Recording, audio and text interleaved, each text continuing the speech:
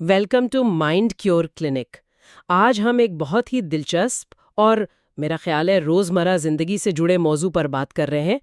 یہ ہے ذہنی صحت اور مجموعی طور پر بہتر محسوس کرنے کے لیے جرنلنگ کا استعمال۔ ہمارے سامنے جو مواد ہے وہ کافی گہرائی میں جاتا ہے کہ یہ جو بظاہر ایک سادہ سی عادت لگتی ہے، یہ ہماری زندگیوں پر کتنا غیر معمولی اثر ڈال سکتی ہے۔ جی بالکل، اور یہ اہم ہے کہ یہ صرف آپ سمجھیں روزنامچہ یا ڈائری لکھنے سے کہیں زیادہ وسیع چیز ہے۔ یہ دراصل اپنے اندرونی تجربات ہیں نا، خیالات، احساسات، مشاہدات، ان کو الفاظ میں ڈھالنے کا ایک منظم طریقہ ہے۔ تو مقصد صرف یادیں محفوظ کرنا نہیں، بلکہ اپنے ذہن کو سلجھانا ہے، تناؤ، اضطراب اور افسردگی جیسی کیفیات سے بہتر طور پر نمٹنا ہے، اور نتیجتاً اپنی ذہنی اور جذباتی صحت کو بہتر بنانا ہے۔ تو یہ ایک طرح سے خود کی دیکھ بھال کا ایک فعال عمل ہے۔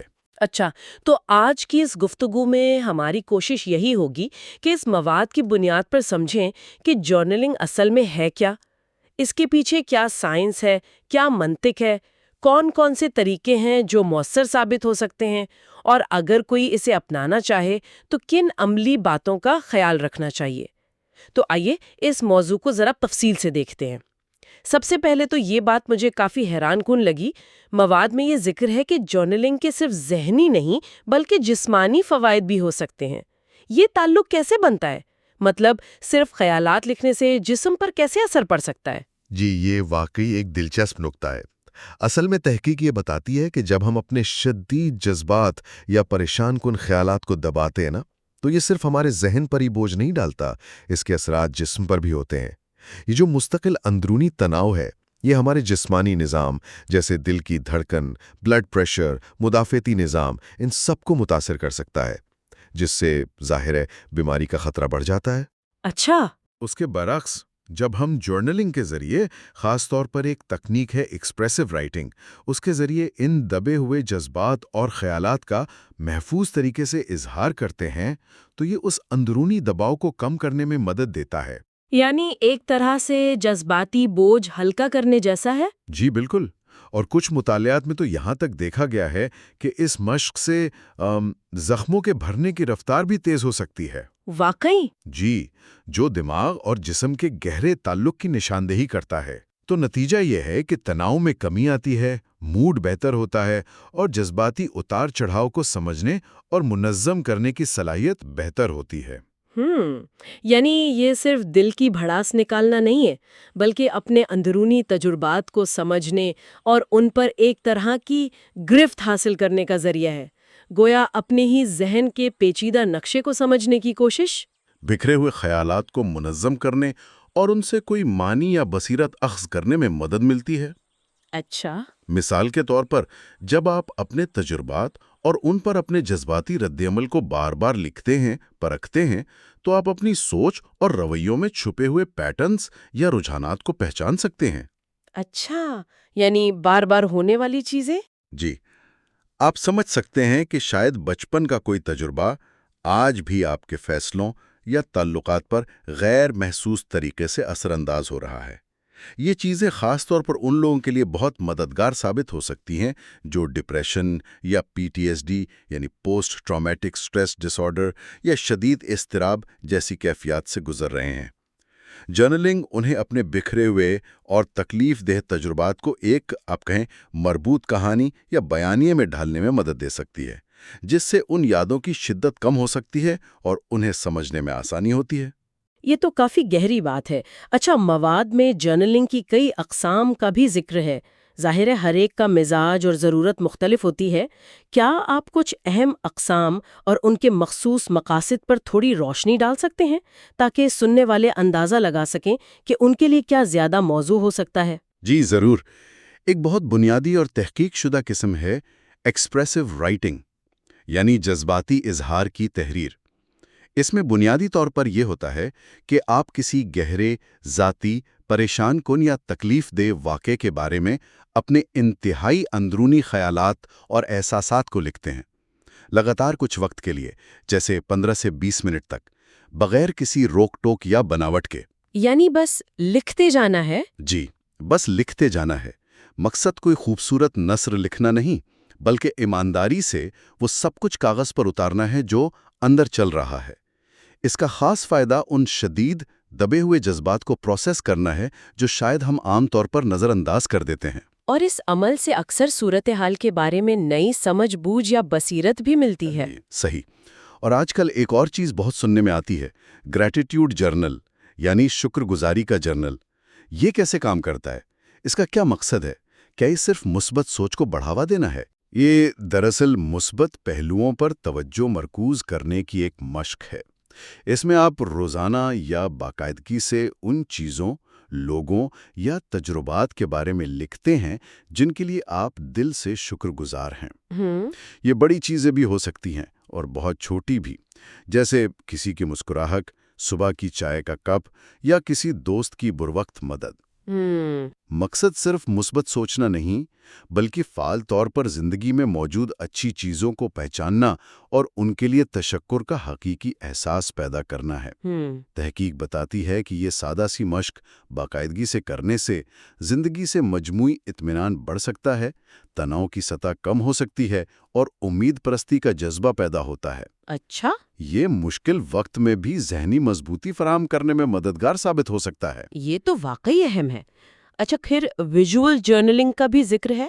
کیا یہ ان لوگوں کے لیے ہے جو لکھنے سے زیادہ تصاویر یا آرٹ کے ذریعے اظہار کرنا پسند کرتے ہیں؟ جی ہاں، یہ ان لوگوں کے لیے ایک بہترین متبادل ہو سکتا ہے۔ اس میں آپ الفاظ کے بجائے ڈرائنگز، پینٹنگز، کولاج یا کسی بھی قسم کے بصری آرٹ کا استعمال کرتے ہیں اپنے خیالات، احساسات یا تجربات کا اظہار کرنے کے لیے۔ ٹھیک۔ تاہم کچھ تحقیق یہ بھی بتاتی ہے کہ یہ طریقہ جب تحریری عکاسی کے ساتھ ملایا جائے تو زیادہ مؤثر ہو سکتا ہے۔ یعنی دونوں ساتھ ساتھ؟ جی، مثال کے طور پر آپ کسی مشکل احساس یا تجربے کی نمائندگی کرنے والی کوئی تصویر بنائیں اور پھر اس کے ساتھ اس سے جڑے اپنے خیالات یا احساسات کو الفاظ میں بھی لکھ لیں۔ یہ دونوں مل کر تجربے کی گہری سمجھ پیدا کرنے میں مدد دے سکتے ہیں، خاص طور پر اگر الفاظ میں اظہار مشکل محسوس ہو رہا ہو۔ یہ بھی دلچسپ ہے۔ مواد میں موڈ ٹریکر اور بلٹ جرنل کا بھی ذکر ملتا ہے۔ میں نے سنا ہے کہ بلٹ جرنل خاص طور پر ADHD جیسی صورتحال میں جہاں تنظیم اور توجہ کا مسئلہ ہوتا ہے، کافی مددگار ثابت ہو سکتا ہے۔ اس کی کیا وجہ ہے؟ موڈ ٹریکر بنیادی طور پر وقت کے ساتھ ساتھ آپ کی جذباتی حالتوں کی نگرانی کا ایک طریقہ ہے۔ آپ دن میں ایک یا کئی بار اپنے موڈ کو، جیسے خوش، اداس، غصہ، پرسکون، ریکارڈ کرتے ہیں، اکثر کسی اسکیل پر۔ اس کا فائدہ یہ ہے کہ آپ کو اپنے موڈ کے اتار چڑھاؤ کے پیٹرن اور ان کے ممکنہ محرکات یعنی ٹریگرز کو سمجھنے میں مدد ملتی ہے۔ اچھا، کہ کب موڈ بدلتا ہے اور کیوں؟ بالکل، آپ دیکھ سکتے ہیں کہ کن حالات، واقعات یا سوچوں سے آپ کا موڈ بہتر یا خراب ہوتا ہے۔ یہ خود آگاہی بڑھانے میں بہت مفید ہے۔ دوسری طرف بلٹ جرنل ہے جو رائڈر کیرول نے متعارف کرایا۔ یہ بنیادی طور پر ایک لچکدار تنظیمی نظام ہے۔ اس کا مقصد کاموں یعنی ٹاسکس، ملاقاتوں، نوٹس اور اہداف کو مؤثر طریقے سے منظم کرنا ہے۔ اس میں مختصر نوٹس، علامات اور مختلف لاگز جیسے future log, monthly log, daily log in کا استعمال ہوتا ہے۔ تو ADHD والے افراد کے لیے یہ کیسے مفید ہے؟ ان کی یہ اس لیے مفید ہو سکتا ہے کیونکہ یہ انہیں اپنے کاموں کو چھوٹے، قابل انتظام حصوں میں توڑنے، ترجیحات طے کرنے اور اپنی پیشرفت کو بصری طور پر ٹریک کرنے میں مدد دیتا ہے، جس سے وہ جو مغلوب ہونے کا احساس ہوتا ہے نا، اوور ویلمڈ ہونے کا، وہ کم ہوتا ہے اور توجہ برقرار رکھنے میں آسانی ہوتی ہے۔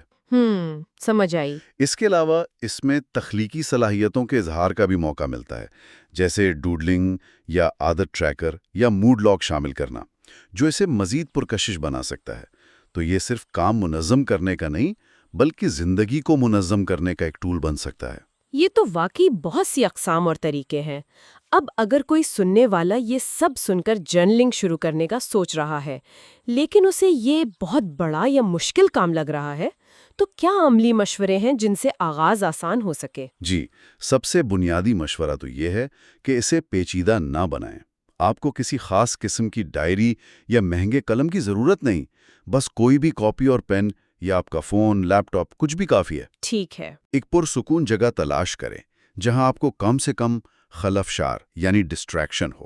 یہ آپ کا بیڈروم ہو سکتا ہے، کوئی پارک بینچ یا گاڑی بھی۔ پھر ایک ایسا وقت منتخب کریں جب آپ نسبتاً پرسکون ہوں اور جلدی میں نہ ہوں، جیسے صبح اٹھنے کے بعد یا کام سے واپس آ کر یا رات سونے سے پہلے۔ کوشش کریں کہ روزانہ تقریباً ایک ہی وقت پر لکھنے کی عادت ڈالیں، چاہے شروع میں صرف 5 منٹ کے لیے ہی لکھیں۔ صرف 5 منٹ؟ جی ہاں، صرف 5 منٹ بھی کافی ہیں۔ یہ مستقل مزاجی اسے آپ کی روٹین کا حصہ بنانے میں مدد دے گی۔ لیکن کیا یہ ضروری ہے کہ روزانہ لکھا جائے اور بہت لمبا لکھا جائے؟ اکثر لوگ وقت کی کمی کا سوچ کر ہی ہمت ہار جاتے ہیں۔ نہیں، یہ بالکل ضروری نہیں۔ اگرچہ کچھ ابتدائی تحقیق میں روزانہ 15-20 منٹ لکھنے کا کہا گیا تھا، لیکن بعد کے مطالعے بتاتے ہیں کہ کم وقت، حتیٰ کہ روزانہ صرف چند منٹ کی جرنلنگ بھی فائدہ مند ہو سکتی ہے۔ اہم بات مقدار سے زیادہ معیار اور مستقل مزاجی ہے۔ صحیح۔ جتنا بھی وقت آپ نے مقرر کیا ہے، کوشش کریں کہ اس دوران مسلسل لکھتے رہیں، گرامر، اسپیلنگ یا جملوں کی ساخت کی فکر کیے بغیر۔ بس اپنے خیالات کو آزادانہ طور پر بہنے دیں۔ اگر کبھی آپ کو لگے کہ آپ کے پاس لکھنے کو کچھ نہیں ہے یا آپ پھنس گئے ہیں، ہاں، ایسا ہو جاتا ہے۔ جی، تو بس قلم چلاتے رہیں۔ چاہے آپ یہی لکھ دیں کہ مجھے سمجھ نہیں آ رہا کیا لکھوں، یا جو آخری جملہ لکھا تھا اسے دوہرا لیں۔ مقصد روانی کو برقرار رکھنا ہے۔ یہ بات اہم ہے کہ پرفیکشن کی فکر نہ کی جائے۔ اچھا، ایک اور حساس سوال جو ذہن میں آ سکتا ہے وہ رازداری یعنی پرائیویسی کا ہے۔ کیا اپنی تحریروں کو بالکل نجی رکھنا چاہیے یا کسی جیسے معالج یا دوست سے شیئر کرنے میں بھی کوئی فائدہ ہو سکتا ہے، خاص طور پر جب آپ بہت ذاتی اور گہری باتیں لکھ رہے ہو؟ یہ واقعی ایک بہت اہم اور ذاتی فیصلہ ہے۔ اس کا کوئی ایک صحیح جواب نہیں ہے۔ کچھ تحقیق یہ اشارہ دیتی ہیں کہ اگر آپ کو یہ معلوم ہو کہ کوئی دوسرا، جیسے کوئی بھروسے مند دوست، معالج یا حتیٰ کہ گمنام محقق آپ کی تحریر پڑھے گا، تو شاید آپ زیادہ وضاحت اور گہرائی سے لکھنے کی کوشش کریں گے، جس سے ممکنہ طور پر فائدہ زیادہ ہو۔ اچھا۔ دوسری طرف اگر شیئر کرنے کا خیال آپ کو کھل کر لکھنے سے روکتا ہے، آپ کو خود ساختہ سینسرشپ پر مجبور کرتا ہے، یا آپ کو یہ خدشہ ہے کہ آپ کی باتیں غلط سمجھی جائیں گی یا کسی رشتے میں تناؤ پیدا کریں گی، تو پھر اسے مکمل طور پر نجی رکھنا ہی بہتر ہے۔ سب سے اہم چیز یہ ہے کہ آپ اپنے ساتھ مکمل ایماندار ہوں۔ جس طریقے سے آپ سب سے زیادہ محفوظ اور آزاد محسوس کریں، وہی آپ کے لیے بہترین ہے۔ صحیح کہا۔ اور کیا صرف لکھنا ہی واحد طریقہ ہے؟ اگر کسی کو لکھنا پسند نہیں یا جسمانی طور پر مشکل لگتا ہو تو کیا وہ پھر بھی جرنلنگ کے فوائد حاصل کر سکتا ہے؟ بالکل، لکھنا سب سے عام طریقہ ضرور ہے، لیکن واحد نہیں۔ آپ اپنے فون، ٹیبلیٹ یا کمپیوٹر پر کسی نوٹس ایپ، ورڈ ڈاکیومنٹ یا ای میل ڈرافٹ میں ٹائپ کر سکتے ہیں۔ آپ آڈیو جرنلنگ کر سکتے ہیں، یعنی اپنی آواز میں اپنے خیالات اور احساسات کو ریکارڈ کر لیں۔ اوہ، یہ بھی ممکن ہے۔ جی ہاں، یا آپ ویڈیو جرنلنگ بھی کر سکتے ہیں، جس میں آپ کیمرے کے سامنے خود سے بات کرتے ہوئے ریکارڈنگ کریں۔ ہر طریقے کے اپنے فائدے ہیں۔ ہاتھ سے لکھنا سوچنے کی رفتار کو کم کرتا ہے، جو گہرے غور و فکر میں مددگار ہو سکتا ہے۔ ٹائپنگ تیز ہوتی ہے۔ آڈیو یا ویڈیو ریکارڈنگ ان لوگوں کے لیے اچھی ہو سکتی ہے جنہیں لکھنے میں دشواری ہوتی ہے یا وہ بول کر بہتر اظہار کر پاتے ہیں۔ لیکن اس میں پرائیویسی کا خیال رکھنا ہوگا زیادہ۔ جی بالکل، ان کے لیے زیادہ پرائیویسی درکار ہوتی ہے۔ اہم بات یہ ہے کہ آپ وہ طریقہ منتخب کریں جو آپ کے لیے سب سے زیادہ آرام دہ اور قابل عمل ہو۔ یہ جاننا اہم ہے کہ مختلف آپشنز موجود ہیں۔ اچھا، کیا جرنلنگ کرتے ہوئے کچھ ایسی ممکنہ غلطیاں یا آپ کہیں نقصانات بھی ہیں جن سے بچنا ضروری ہے تاکہ یہ عمل فائدہ مند رہے، بجائے اس کے کہ غیر ارادی طور پر مزید پریشانی کا باعث بن جائے؟ جی ہاں، چند باتوں کا خیال رکھنا ضروری ہے۔ پہلی بات، اگر کسی خاص موضوع پر لکھنا آپ کو بہت زیادہ جذباتی طور پر مغلوب یعنی اوورwhelmed یا پریشان کر رہا ہے، ہاں، تو زبردستی اسی پر لکھنے کی ضرورت نہیں ہے۔ آپ موضوع بدل سکتے ہیں، کچھ ہلکا پھلکا لکھ سکتے ہیں یا اس دن کے لیے وقفہ لے سکتے ہیں۔ اپنی جذباتی حدود کا احترام کرنا ضروری ہے۔ ٹھیک۔ دوسری اہم بات، جرنلنگ کو مسائل کے عملی حل کا متبادل نہ سمجھیں۔ اگر آپ کسی ایسی پریشانی کے بارے میں لکھ رہے ہیں جس کا کوئی ٹھوس قدم اٹھا کر حل نکالا جا سکتا ہے، جیسے امتحان کی تیاری کرنا، کسی سے معافی مانگنا، نوکری تلاش کرنا، تو لکھنے کے ساتھ ساتھ وہ عملی قدم اٹھانا بھی ضروری ہے۔ جرنلنگ غور و فکر اور منصوبہ بندی میں مدد کر سکتی ہے، لیکن عمل کی جگہ نہیں لے سکتی۔ یہ بہت اہم نکتہ ہے۔ جی، ایک اور بہت عام غلطی جس سے بچنا چاہیے وہ ہے جرنل کو صرف شکایتوں اور منفی باتوں کی فہرست بنا دینا۔ اگر آپ صرف اپنی پریشانیوں، مایوسیوں اور غصے کو بار بار لکھتے رہیں گے اور ان پر غور نہیں کریں گے تو یہ رومینیشن یعنی منفی خیالات کے چکر میں پھنسنے کا باعث بن سکتا ہے۔ یعنی بار بار وہی منفی سوچنا؟ جی، جو فائدے کے بجائے نقصان دہ ہو سکتا ہے۔ کوشش کریں کہ صرف منفی جذبات کو بیان کرنے کے بجائے ان کے پیچھے چھپے خیالات، ان کی وجوہات اور ممکنہ متبادل زاویوں کو سمجھنے کی کوشش کریں۔ یہ سوال پوچھنا کہ میں ایسا کیوں محسوس کر رہا ہوں یا اس صورتحال کو دیکھنے کا کوئی اور طریقہ ہو سکتا ہے، زیادہ مددگار ثابت ہوتا ہے۔ یعنی محض جذبات لکھنے کے بجائے ان پر فعال غور و فکر یعنی ریفلیکشن ضروری ہے۔ صحیح۔ اور یہ نقطہ بھی واضح کرنا ضروری ہے کہ جرنلنگ چاہے کتنی ہی مفید کیوں نہ ہو، یہ پیشہ ورانہ نفسیاتی مدد یا تھراپی کا نیم البدل نہیں ہے۔ یہ اکثر لوگ غلط سمجھ لیتے ہیں۔ ایک بہت اہم تفریق ہے۔